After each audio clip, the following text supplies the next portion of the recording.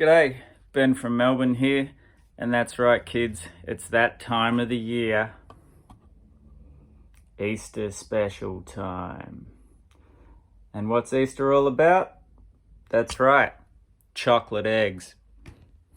So, with that in mind, I thought I'd do a fast five of well-known Australian albums with an egg on the cover. So, this is as big as it gets as far as egg albums go in Australia, and all you Americans seem to love this record too. So of course this is ACDC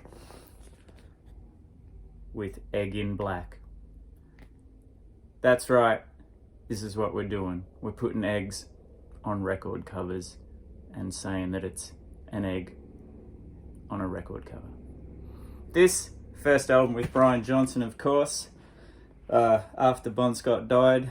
To me, I love this record, but it's the What If record, because so the story goes, Bon Scott was listening to a lot of these riffs and working on vocal ideas and lyrics at the time, and to me, where Highway to Hell was, and this was the next step, it would have been absolutely mind-blowing. But we'll never know, and Brian Johnson did a hell of a job. Alright, this will probably sum it all up. Midnight Egg with Diesel and Egg. That's right. This egg actually looks a bit like Peter Garrett's and my head. This was the breakthrough record of the Oils, the one that got them the international acclaim. 1988, 89, I think this came out. Fantastic record. Probably a bit more slick than what came before it. They're already huge in Australia. One hell of a powerful live band, and still are to this day. I saw them when they reformed, and they haven't lost an inch. They were amazing. Midnight Egg. So if you hate my competition of show your Australian music where there's no prize, you must be really hating this one. Alright, next up, Paul Kelly and the Egg with his album Under the Egg. Now, not sure if this will be known much outside of Australia. Paul Kelly is one of our great singer-songwriters. Probably his most famous song is To Her Door, which is on this one. Another one, Dumb Things, which has been used in a lot of movie soundtracks.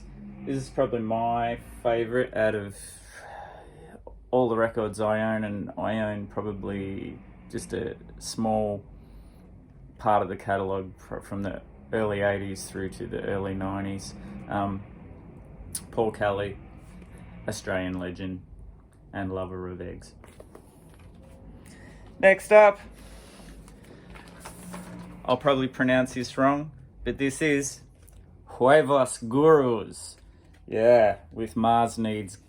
Oh, I nearly said it. Mars Needs Eggs.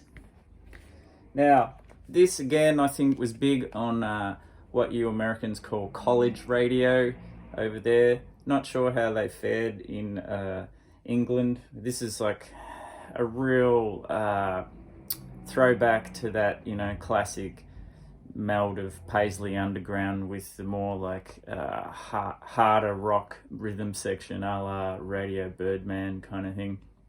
The big hits off this were Bittersweet, Like Wow, Wipeout, and one of my personal favourites, Death Defying. Great band, still kicking to this day. I believe that they're releasing a new record this year. Okay, there's only one to go, and then you've done very well, and you can reward yourself with an egg if you've made it through this far. Omelettes and Collectors, that's right, with What's a Few Eggs. We've only have one egg here, but it'll do the job. This is probably the second record after Human Frailty, which Hunters and Collectors became more of a song-oriented band. They were like this weird dark funk thing. I've heard Mark Seymour say they wanted to be like the Birthday Party with more horns. He in fact was a roadie for the Birthday Party back in the day. This one, What's a Few Eggs, has got the single Do You See What I See, other great songs, What Are You Waiting For, what else is on here? Still Hanging Round, I like that one too. I like all the slow ones on these last couple of records. But these guys, a fantastic live band. Again, lost it a bit with the records after this one, but hey, they're still good eggs, and they reform every now and then and play great shows.